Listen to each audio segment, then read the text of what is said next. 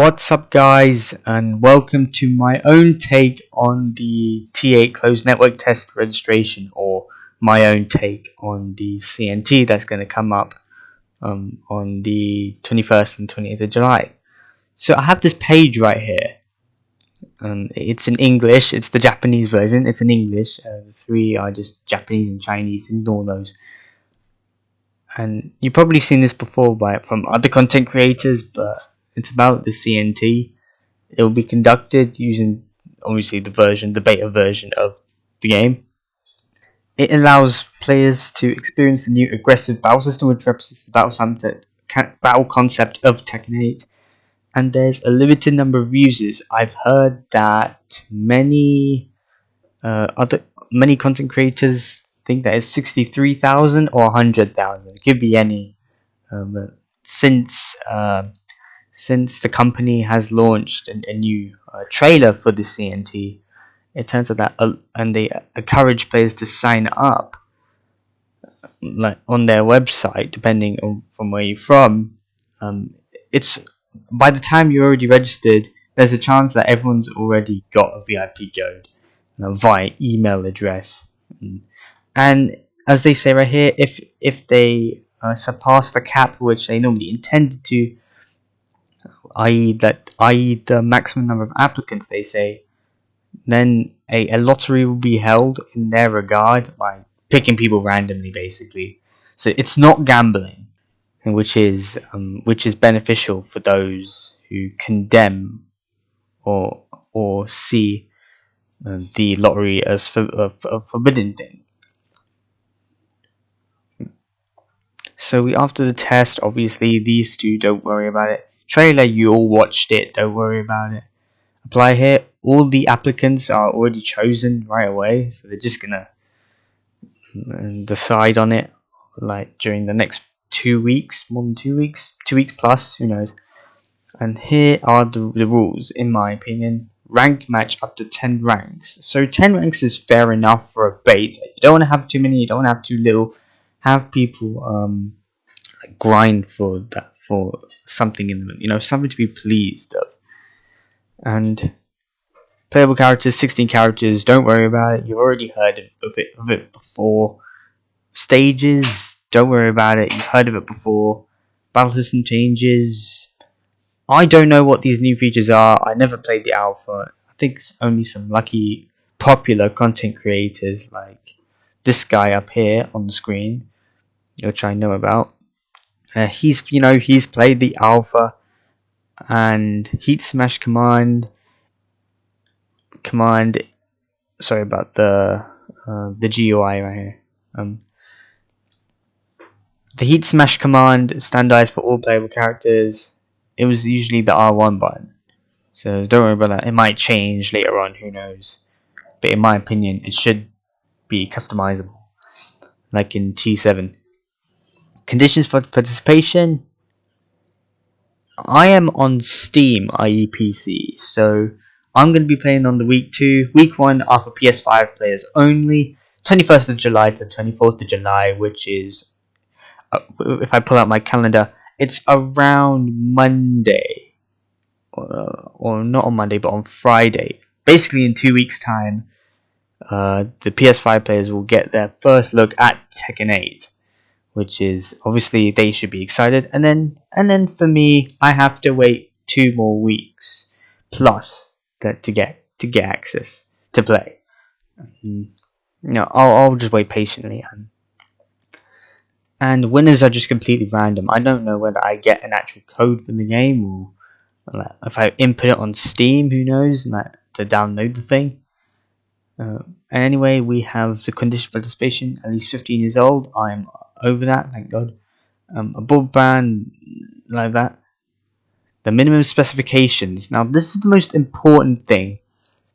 The advantage I have is that from all these requirements, I'm looking at the minimum here. Windows 10, I'm on a Windows 11 currently, so that's good. CPU, AMD Ryzen 5 2600. I think I'm on a 4600, so it's a bit of a later model, so that's good. 8 gigabytes, 16 gigabytes, that's part of the recommended. No dedicated GPU at the moment, just integrated graphics. I don't know how that's going to work. Version 12 DirectX, that's the latest. Internet connection, that's the latest. 20 gigabytes, not a lot, surprisingly. I think the rest of the AAA games, like Call of Duty, require 60, 70, probably 80 gigabytes, which take up a huge amount on your PC. So this is a probably less than a half of the storage, which is surprising for a almost graphics heavy game that Tekken is going, even though it's not a graphics heavy game. Sound card, don't worry about it. That means if you have your sound card updated, for example, your sound drivers, no, it's stable at 60 or more.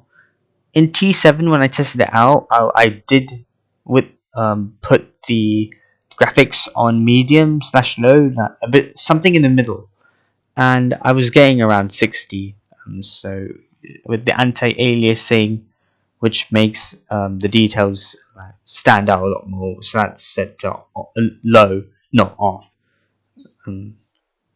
Which I only just realized because the game looked pixely in my previous T7 video.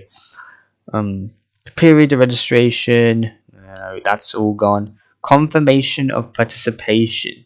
So the PlayStation 5 members, they get the 19th of July, which is on a Wednesday. And that's under 2 weeks, so hopefully they'll be excited. And for Steam, for me, us PC players, we have the 26th. Hold on. Yeah, 26th on Wednesday. So 2 days before, we'll be notified via the email, or depending on what email you're choosing. So apply here, and if I click apply here, it's gonna load a little bit, and it should say the participants are now chosen. Okay, no, it only says that. Let me go back up here. Yeah, the closed network test period is ended. Yeah, so basically all the applicants are chosen already before we've even looked at it. And yeah, they're telling you to notification regarding it. Let me see.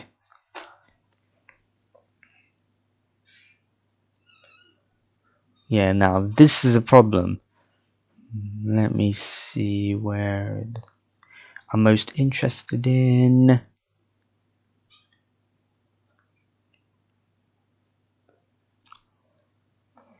Yeah, that's the thing. If you are unable to receive the winning email, the opportunity will be invalidated. So regardless of whether you got the code or not, if it doesn't work, then they're not going to refund it, which is a bit harsh to say the least. But it is what it is. It's reality. Like, we had to face harsh reality of it. So please don't get upset if you don't get. If you do get the code but it doesn't work. I'm sorry for you. I feel it's unfortunate for you. It's unfortunate for the developers. They work so hard on bringing out these codes, but they don't want to use too much because it might crash their servers, despite them being so advanced.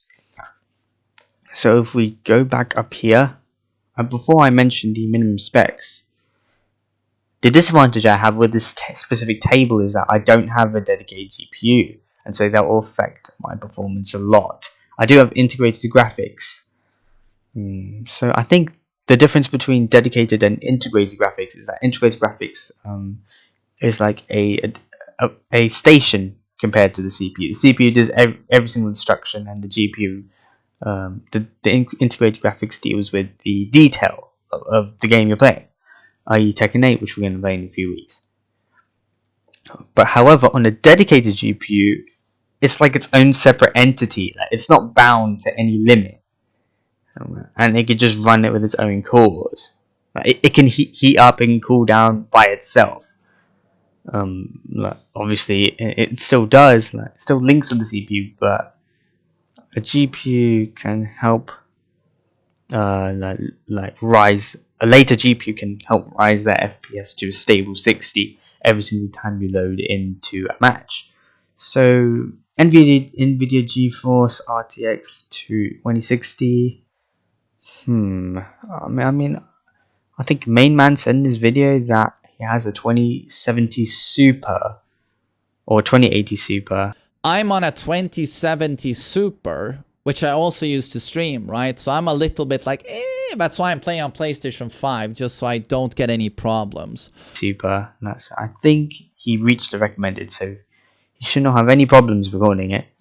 And AMD Radeon RX Vega 64. I don't know anything about the AMD Radeon graphics cards.